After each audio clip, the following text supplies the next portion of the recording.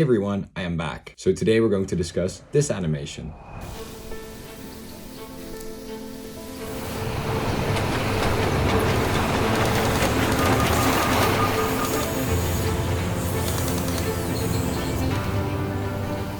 So before we start, I just want to give a quick thanks to all the Patreons that are sliding down the screen somewhere here. And then I also want to thank the sponsor of this video, or the people that actually really helped me out last minute, which is Garage Farm. It's my go-to render farm. I've chosen to stick with them all this time because of their support. Their support has always been amazing, and in projects where basically everything was falling apart last minute, they've even sat with me all night to get a project done, and I could deliver it to the client the next day. It's really nice to have a support team that just cares that much. Really a solid render farm. They've always done right by me, and their support has just been amazing. Now, my last video got demonetized, or partially demonetized, because I was doing something that was not advertiser friendly. I don't know what it is, but I think it might be the devilish brew I drank. So in this episode, oh, it's mirrored. That's not good. Hold up a minute. Oh, I have to mirror the label. All right. Just apple juice. So basically the animation, let's talk about it. It's a animation for the Huntsman Cancer Institute, or rather the media company that they hired to create a video for their anniversary. But all I had to do was create a transition from an empty mountain slope into a mountain slope with the hospital campus on it. There were multiple ideas put out there, one with particles, other with like different, ways of transitioning this building just like nicely into view as if it's, kind of sciencey or futury. But I kind of felt like this might be a cool opportunity to kind of do a Sim City effect or city skyline effect, where it's kind of just a time lapse of the building appearing with all the construction and whatnot. Of course, it's not going to be 100% realistic, but it's kind of a fun gamified, way of having this thing appear out of thin air. So without further delay, let's get into it. I will now head to the resources or the reference that I had to work with. Then afterwards, we will discuss the terrain that's in the video, then how I kind of, mimic the time-lapse effect. After that, we're going to discuss the building model a little bit. I don't want to be yapping on something I'm not really qualified to be yapping about. We will be discussing the building animation, basically how everything, pops into appearance. That seems like a fun little thing to discuss, but it's not necessarily that crazy if you actually look at it. Of course, we'll be discussing the foliage, what I did in SpeedTree, and then of course the scattering, just showing the setups. It's not going to be too crazy. Again, it's just a fun little breakdown. Lastly, we're going to be doing a little discussion, just looking at the final animation, looking at the downside, looking at the upside, the challenges that came with, and maybe see how you guys would tackle it. Let's go get into this super hectic reference board we have going on here. So the resources I had when creating this was basically drone footage, drone snapshots basically. And then of course I collected a bunch of reference material from the area for the terrain and the foliage. And I also got a few very hand-drawn style schematics. Sadly, I got nothing that was really good with sizes. I got nothing that actually truly told like the true scale of the building. At least not all parts, which made it very hard to get it completely, to match one-on-one. But I think I got pretty close, just kind of mimicking it. And again, since the animation is quite short, we could get away with it. It did make the process a little harder because I also had a few things that were, let's say, not totally right. I had this 3D model that some other company had made. I have no idea who.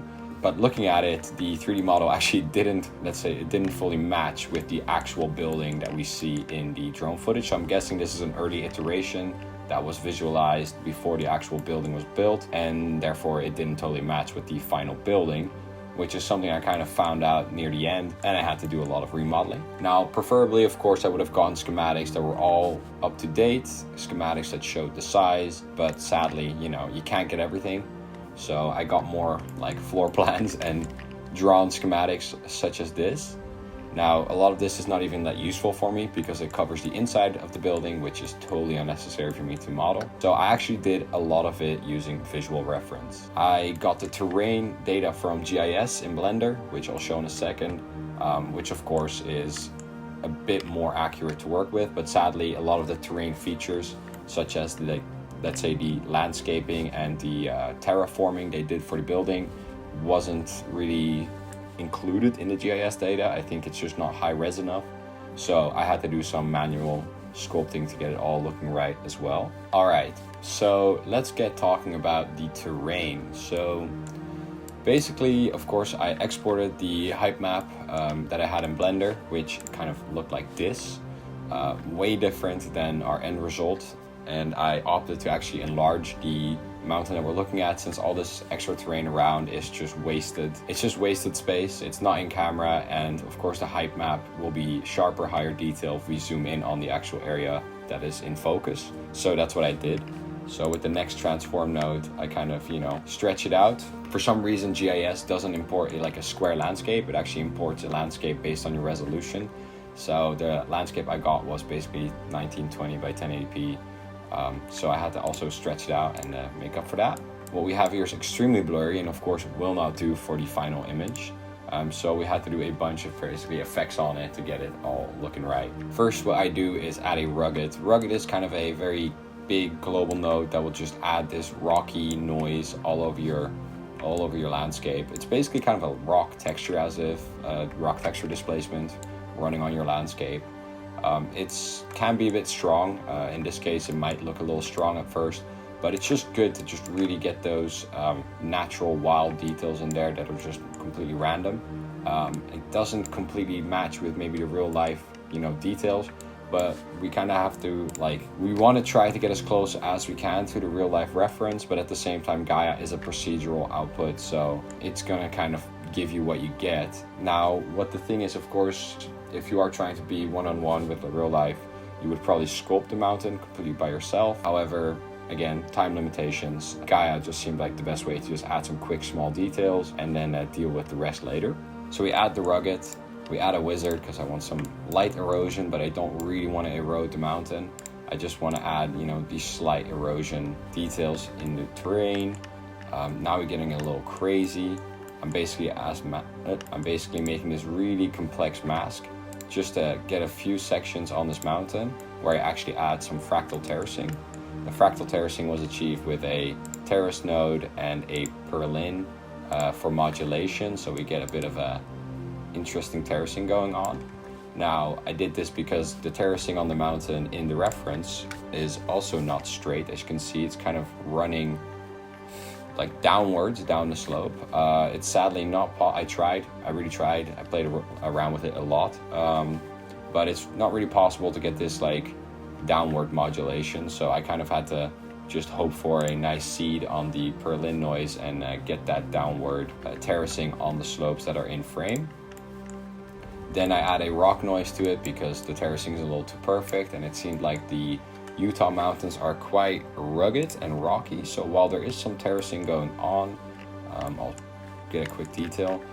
As you can see here, there is terracing. You can see these slabs of stone. However, they are very rugged and outcroppy and weird, so you don't want very nice, clean terracing. You kind of want that messed up, grumbly terracing. So how I achieved that was just adding a rock noise. That's basically this node right here, just adding that onto it, which kind of breaks up the tops of that terracing, which makes it a bit more interesting. Of course, we are very limited with Gaea. We are not able to get displacement, on the sides because of this height map focused. So the height map bits are, of course, still kind of straight. However, they're broken up by the rock mask in some areas, which just makes it look a bit more crazy. Now with that very complex mask where I just selected and painted a few areas, I paint a few areas that are kind of important to have that rocky detail in. Now next up, we add more rock noise just again on that, on those areas, and we basically embed it so it kind of just pushes down the terrain and just really make sure that it's very visible and focal, because it's not very visible just with this. Then I add a displace. This is where the terrain kind of goes all over, but a displace can really help just kind of messing up the terrain a bit more. Like it will slightly put off your terrain's location, which of course sucks, but it also adds all this micro detail, and we'll just kind of move slopes around a tiny bit, which also again affects these rock faces. Then we add a thermal node. a noise node just for grumbly detail. Surface, I always like to add a surface near the end just to kind of pull details up and down. Sometimes it can be a bit too strong, but most of the time it is just perfect, and we can move on with that. And then we go into a choke point. The texturing is not extremely important. I didn't really texture that much. I kind of used normal textures like grass and those kind of textures because a lot of the terrain is covered in foliage, so it didn't even matter near the end. So it is the texture that I came up with. A few important masks would be this one, I think, which is the protrusion, because in our reference we do see a very interesting thing regarding foliage. You kind of see this foliage on top of the slope seems to be a bit darker than the foliage, let's say, on the more flatter bits. It's very noticeable in this reference right here. It seems like it's either a different type of species or something's going on with the sunlight hitting it, I don't know, or water running down the slope and collecting in these occluded bits. So yeah, I kind of wanted to get a mask that kind of ran along the top of the slopes as a sort of wear and tear on the foliage. And you'll see in my final animation as well that there's different colors of the foliage on the top of this mountain and on like the lower bits. So I got this really interesting fuzzy mask from a occlusion, slope, and a bit of noise added and color effects just to get this mask ready for scattering or for texturing in Blender. So when we actually look inside of Blender, there's a lot going on here, and it's mostly due to the fact that we had to add a road and do sculpting, and it all had to be animated, which kind of caused it to be a bit messy. But basically this is our terrain right here, and you can see it's cut in half. I did this because the terrain down below actually needed a lot of sculpting and terraforming, and it all had to be animated, which the terrain up here is just not affected by, and I just didn't want to have that many vertices basically all affected by it. So I basically cut it down here just to make sure that, like, you know, what I'm working on is two different objects. So what I did here, of course, is just a regular old height map setup. I don't think I have to explain that. It's just a regular old displace, and that displace has been applied on this lower section because, of course, I need to actually sculpt on it, so I cannot have that be a height map. On this upper section, okay, Blender's already not responding. This is what we love about heavy Blender files. On this upper section right here, this is, of course, still a height map with a subdivision modifier in displace for detail, whatever. So yeah, we could keep this low res while we work on this higher res cut version down here. Now what we did is sculpting the terrain because, of course, the terrain is going to have buildings on it, and right now it's just looking very eroded and natural, and like, again, in real life too, building gets built, terrain gets, you know, terraformed around and whatnot.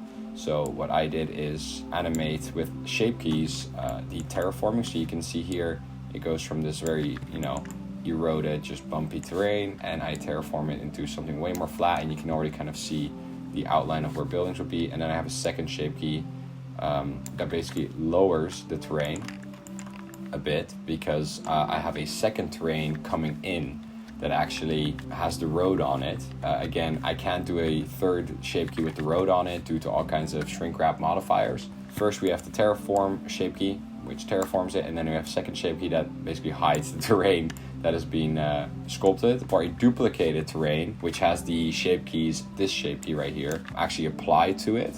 Because again, with this shape key, we actually will cut into the terrain and then have a road cut into the terrain using a curve and knife project, which I will show soon. Now that we are in the second file, you can already kind of see why I have to, well, for one, work in two files, but then also just switch up the whole object.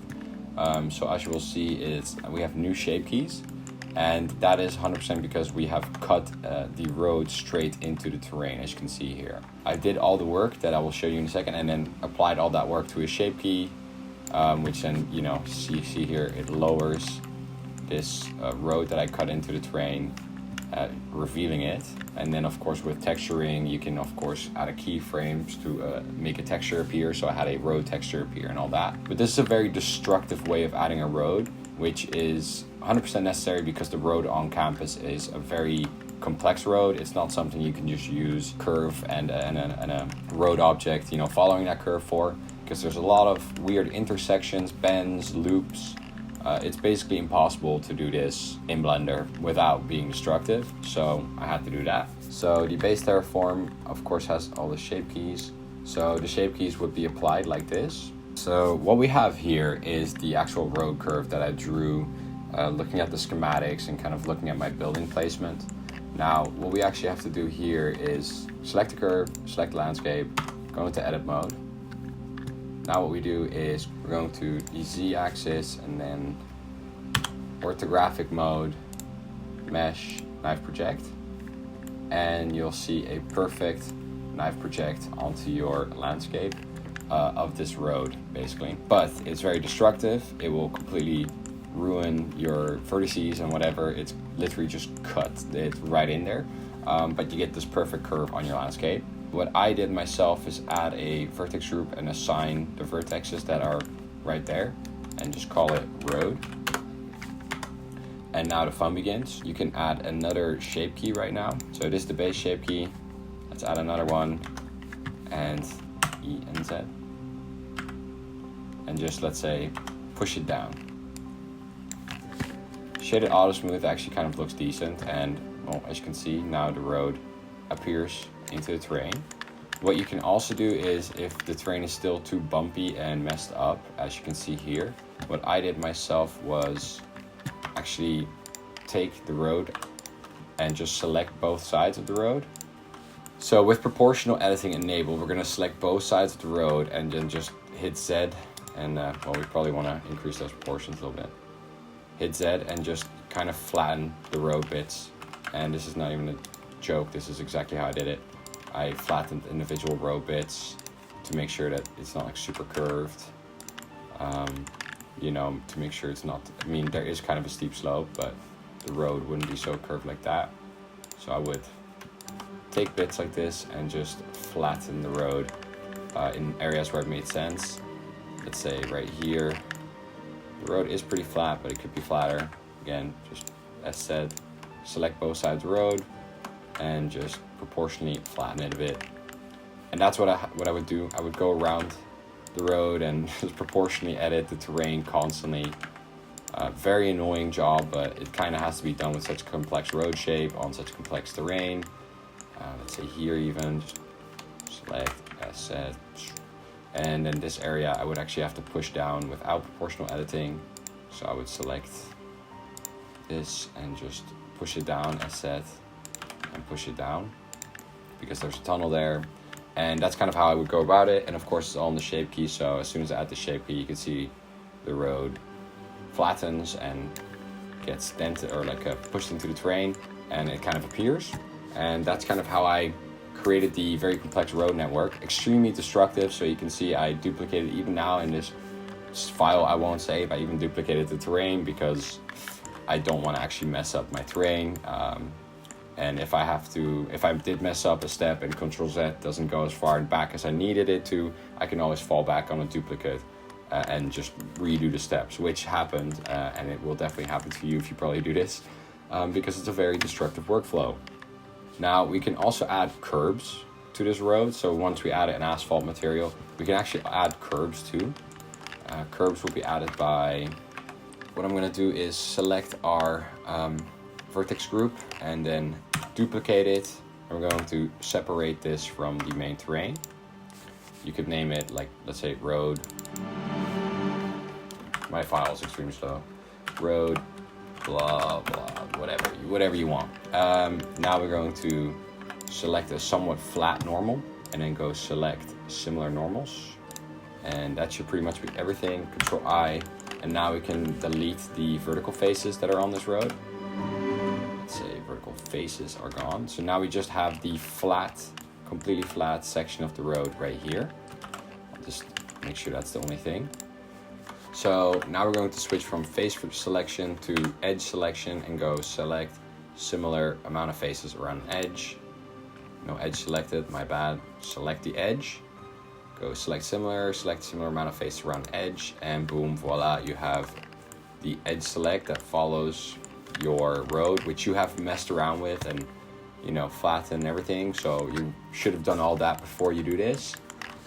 You select this edge, and now you basically take it, separate it, and you can delete or hide this, and now you have your curve, basically going to be the curve that, you know, your curves are following.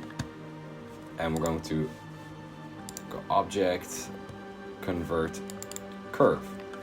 So now we've converted this to a curve.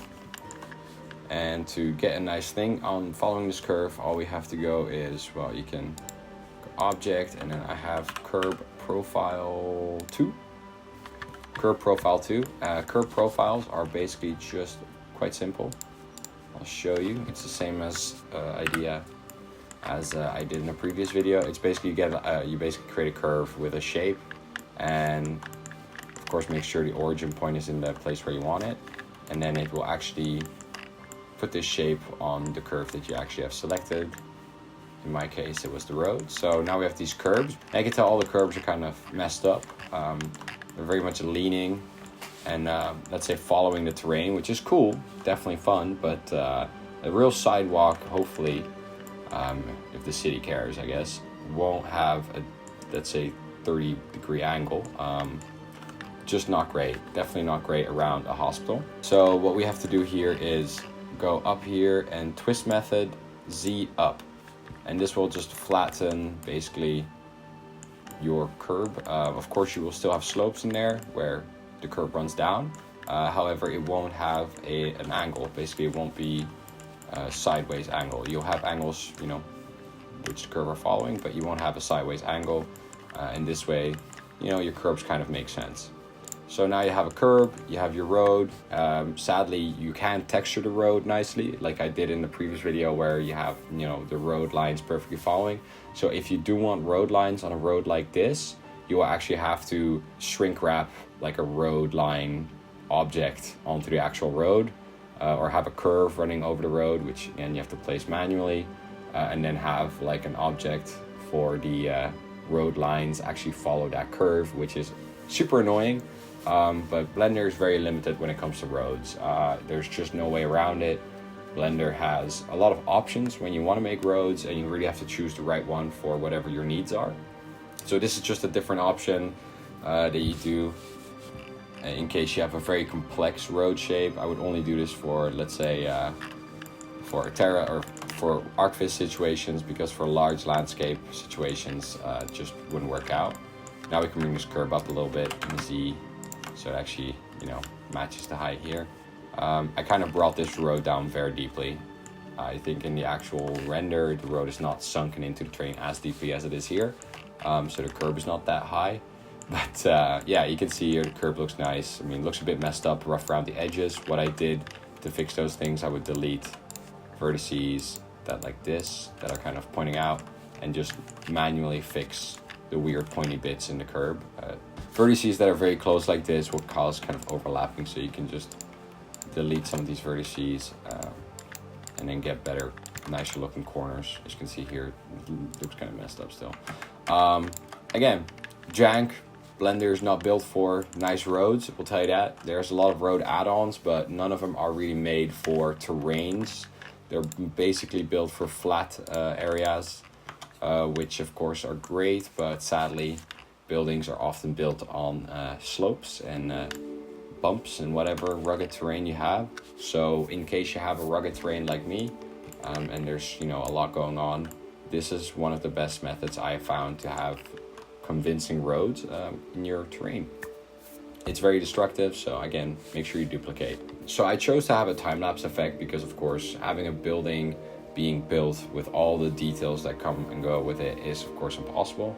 A time-lapse effect, it can look a little corny, but it also can hide a lot of things that are missing.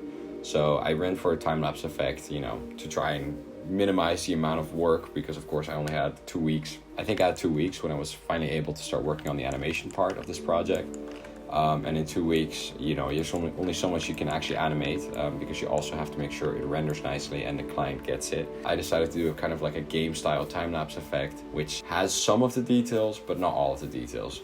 You'll be seeing that there's of course crowds missing. I was really hoping to add like population, crowds, whatever, you know, those kind of modifiers or those kind of add-ons to just add more detail to it, but I kind of hit, you know, the end of my project time before I was able to add people to the scene, but you could tell that I added vehicles and cranes. So how I achieved the time-lapse effect, at first it's in the render settings. I render every 6 frames by using the step right here. I had to calculate a lot of, you know, times and like how long a certain building, how long it would take to be built, constantly dividing everything by 6, which was kind of annoying, but it worked out in the end. So we're getting that jittery movement of like things moving around a little too much each frame by rendering 6 frames. I actually had this higher at every 12 frames, but I noticed that it was a bit too fast for my liking. Now what I also did is add quite a lot of motion blur, the vehicles and stuff moving around. Of course, motion blur doesn't make a lot of sense for a time lapse. Motion blur is not, of course, a must-have for a time lapse, but I just added motion blur because it kind of stylized the effect. Now, what we have going on that kind of sold the effect is vehicles. The vehicles. I have different groups of vehicles connected to these controllers up here. And these controllers are actually the thing that actually are animated over the terrain and moving. I did this because 1, it's quicker because I can have multiple vehicles on one controller. And 2, I have the vehicles running on different drivers and modifiers. So it's easier to have this controller right here move them across the terrain. And then have the vehicles themselves have modifiers to get stuck on the certain terrain. So the vehicle models are parented to an empty as well. Using a shrink wrap, I have, again, the target set to the base terraform. And then if I move this around, you can see that the vehicles are sticking to the terrain. At first I was like manually making sure that they stayed on the terrain, but then I realized this was just way quicker. They have basically a rotation driver and a noise added to it. So it's basically in the graph editor. Oh, you can see it here. It's beautiful, completely messed up looking. I have the Y and X location on a noise modifier. So basically they just randomly glitch around. So not only do they follow this controller, but then they move around the controller in a noisy pattern just all over the place. And then I also have a driver on the rotation. However, for some reason that's not showing up. I think that there might be something going wrong. But I basically added driver to the rotation, so they just rotate, you know, constantly, just so they're in random positions every frame that we render. That kind of gives it the look that these vehicles are just moving across the terrain, and then they're like being photographed at random moments during the day, and that kind of gives it the time-lapse effect. So yeah, the steps are parented to controller to just animate them moving around and pulling them out of frame again. Then having them, you know, with noise and drivers move randomly and rotate randomly, and using a shrink wrap on an empty that's, of course, at the bottom of the vehicle. I have actually made sure that they stick to the terrain even as the terraforming is happening. So I did the same with some bulldozers later on in the scene, but then I actually used the road mesh that I pulled off the terrain earlier, and I basically gave them the parent or the shrink wrap on that road mesh. So they were very much stuck to the road. As you can see, it's these rollers. It doesn't make a lot of sense that they're, you know, not rotated correctly on the terrain, but at least they're sticking to the road and they're not just driving on the dirt everywhere. And that's what I kind of did for some of the building vehicles at the end when the road comes into view, kind of giving it the look that the road is being built on.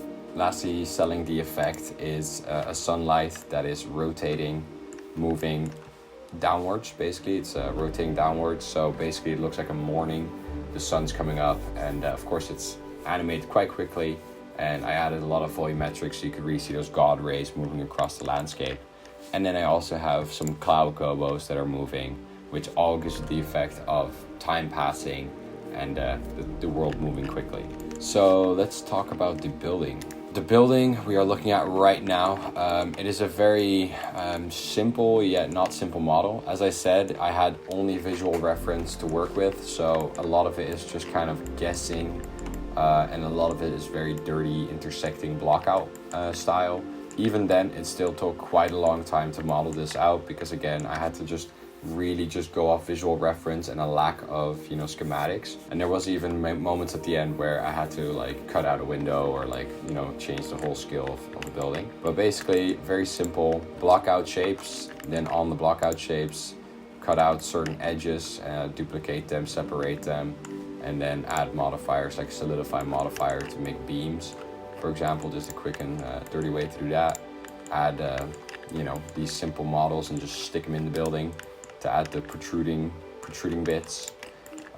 All the windows are done with booleans, so this is the actual boolean, and then the window is the same as the boolean but just a bit more detailed and textured, of course. Yeah, all these complex shapes, super messy, definitely not all quads. And yeah, a lot of sticking bits into other bits, totally doesn't make sense. So that's all I have to do. I just had to mimic this building and have it be low poly, and that's what we did, the Huntsman Cancer Institute. If anybody looks at these buildings and says it's anything else, they're lying. It definitely looks like the Huntsman Cancer Institute, and that's all I needed it to be. Now, if you go and check every floor height, it probably doesn't make any sense. If you look at the windows, you might think, hey, these are a little closer together than the ones in real life. But you know what? It's the best I could do with just photos. And so that's what we got. Quite a nice little building.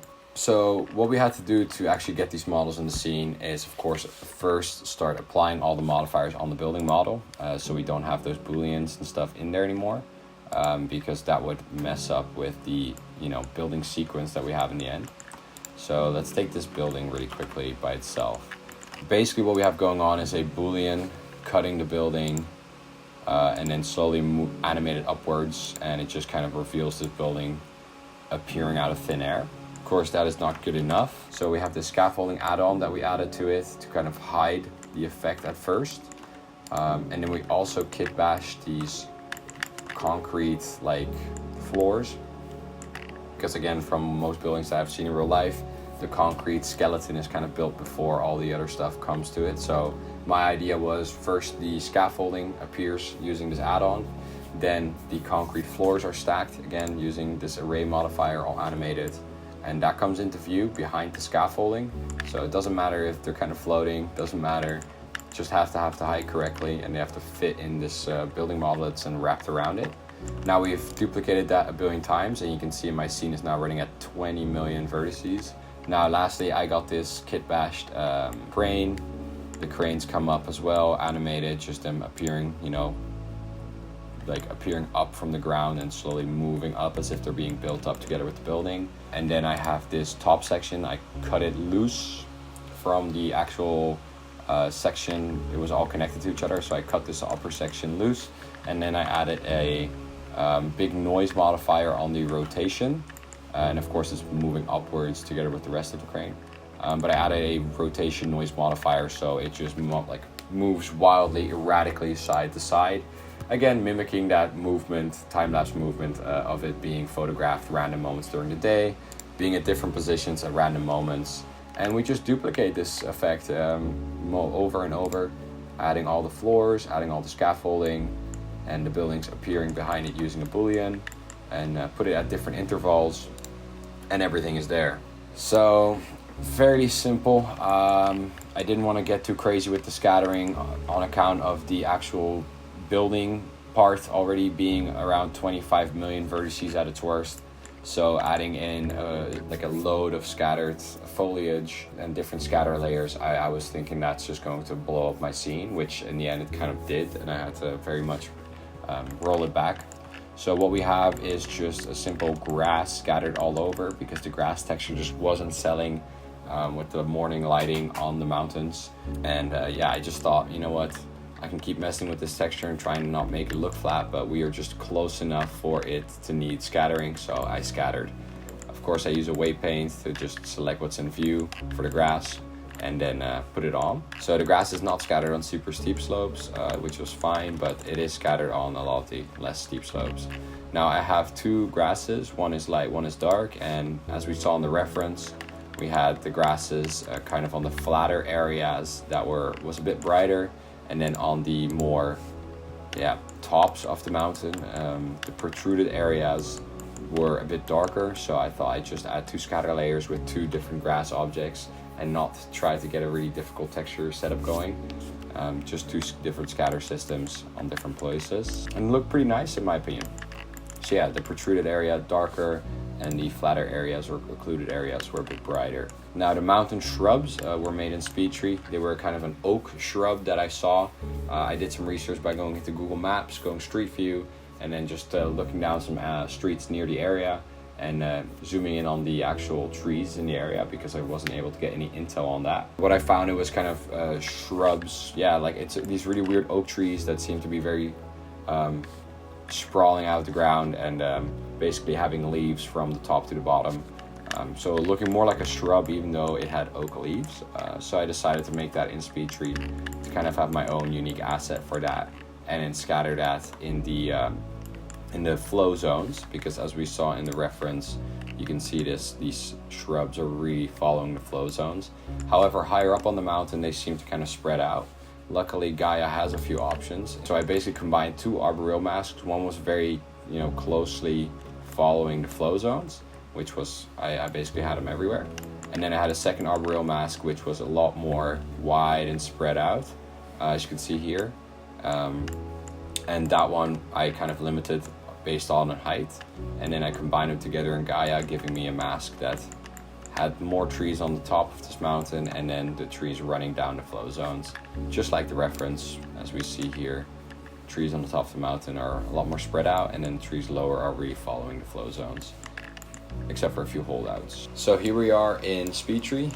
As you can see, it's quite an interesting tree. It's not that big. I kind of made them shrub sized. I think in real life they could be a little bigger, but you can always scale them up. I just didn't want them to be super high poly. Again, they're going to be viewed from a distance, so I thought this is a cool shrub. Now let's kind of break it down. It's not even that crazy. It's just a lot of noise in the branches, just coming out, protruding, a lot of world, and alternating deciduous branches. So the branch setup is honestly not that special, except for the fact that I use a lot of late noise to really get those crunkly, weird bits in there. However, in the last few things, I kind of added these little twigs near the end of the branches, because I kind of want a hollow inside in this tree, and then like a very much like a outer shield of leaves, basically. And I also really wanted to stay true to the oak style of the leaves kind of being clustered.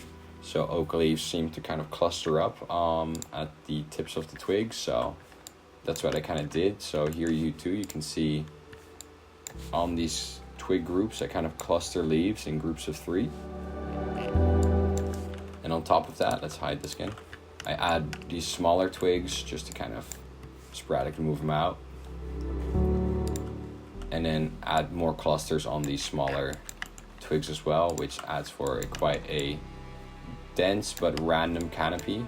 So it's not a very beautiful round canopy. It's definitely kind of whirled and all over the place, but due to these clusters, they definitely appear quite thick. So where there are leaves, it's quite dense, and if there's holes in the canopy, it's just completely empty. But that's all cool, because shrubs are kind of weird, and especially these trees, since they kind of grow really close to each other and all through each other, the canopies are a bit all over the place, because sometimes sunlight's occluded from another tree, so there won't be any leaves, etc, etc. So for a shrub, yeah, you get these, it looks pretty good, works, and I'm happy how the leaves all kind of whirl up or cluster up together at the end of the branches. So that was really nice. And you can also definitely imagine going in there and hiding amongst the tree and the leaves. So yeah, like this little shrub, and then of course be smart about it. In the same SpeedTree file, just duplicate and create some alternate versions. So don't create different SpeedTree files for every version like I did in the past. Just be smart about it and duplicate the node setup and randomize like that, and then you can have all your versions all together in one SpeedTree file. Because if you didn't know that, I actually used to create a different SpeedTree file for every version I would make of a species, and then I would end up with 9 or 10 different SpeedTree files for one tree, which was horrible. And now I just have one small Utah oak shrub speed tree file with all of the versions in there. Yeah, what is there else to say? Just world, children for node 3. The leaves themselves have a bit of curling and whatever. They're aligned quite a bit, so they all kind of move in the same direction, again giving that clustered feel. But honestly, there isn't a lot to it except for just having the twigs grow near the ends of the branches and not, you know, all the way into the tree, and that way you kind of get a hollowed out inside and like a kind of a protective shield around the tree on the outside, which makes total sense regarding that the leaves need to catch sunlight. I think a lot of the times I had trouble with the tree making, it was that like I would get trees that are super dense. They would have leaves all the way in the inside, which just doesn't make a lot of sense. But yeah, anyway, that's the oak shrub that we scattered around all over the mountain. I just used one shrub type, which maybe is not that great, but with some randomization in the texturing of the leaves, you know, add some random color to it with the object info node or whatever. Yeah, it worked out in the end, and the actual animation came together. Of course, thank you again to Garage Farm. They came in super clutch. They actually helped me out with the rendering and sponsored it, and then I was able to render out this animation right before the deadline and make sure that the client actually got the video done on the day of the anniversary, which is of course a big deal in a job like this. So yeah, the time shortage definitely limited the output that we got. Of course, I would have wished that I would have had a population, and of course some of the bugginess that we see is actually, you know, wouldn't be there. I would have loved to have that, but yeah, it is what it is. At the end of the day, there's a few things that didn't go perfectly, but within the time frame, I think I'm just really glad how it came out. Now, there's also Blender limitations, such as the road. The terraforming did not work together with the actual road being cut into the terrain, of course, so I actually had to duplicate the terrain and then cut in the road after the terraforming was done. That's just a limitation with shape keys. You can't take a shape key and then go into edit mode and then cut in new vertices and all that kind of stuff and then have that appear. So yeah, that kind of made it hard with GeoScatter, which was scattered on the terrain, and you can actually see all the foliage popping around after the road comes into view. I'm sure I would have found a solution for this issue if I was actually if I had some more time. I think it could have been good if I cut out an even smaller section of the terrain where the terraforming is happening, and just, you know, you saw it all turn to dirt with the GeoScatter settings, because I just added a mask that's animated and GeoScatter's using that mask. So all the trees just kind of disappear, or all the grass disappears, and then it comes back into frame. That kind of hid the popping of all the foliage, but you can still see some foliage popping around right as the road comes into view. I was just hoping that nobody would see that. And it's also an afterthought. I kind of only saw that once the animation started running and I had rendered it, and then I was like, oh, that makes a lot of sense. Yeah, it's not the same. And I even changed it to the same seed and tried to render it again, but sadly the same seed on a different object doesn't mean the same positioning of the instances. So you can see the popping of all the foliage in the background right as the road appears, but it is what it is. So yeah, I would like to know how you guys would tackle this challenge. How would you add or how would you create a building time-lapse effect in Blender? Like, is there anything you saw from my workflow and say, that was dumb, I could do better? Let me know. I'm definitely interested in hearing it. I did what I did with the knowledge that I had, and I think, you know, a lot of people know different things, so they would tackle it a different way. And I always love hearing that from you guys, how you guys would actually tackle this effect and maybe adjust my workflow or totally do something different. Always glad to hear from you guys, because I am learning just as much as you guys are learning. So thank you for watching the video. I'll be drinking the rest of my apple juice. See you guys later.